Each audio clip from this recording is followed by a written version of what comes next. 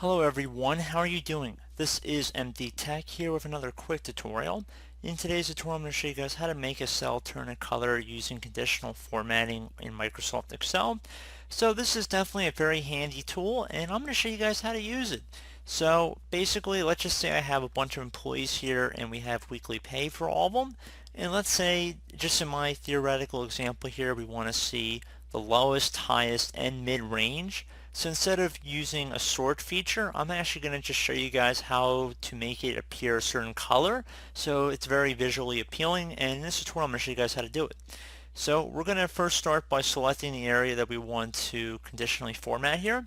And then once you've selected that, underneath the Home tab, which should be the default tab we're launched with, you want to left click on Conditional Formatting, and then you want to left click on New Rule. So left click on New Rule.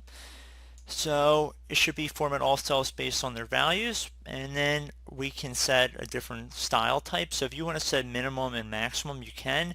If you want to do a mid-range, so if you want to do 3-color scale, you can do that as well. And you can change the colors as well, so whatever you feel like. I personally like these colors, so that's what we're going to go with.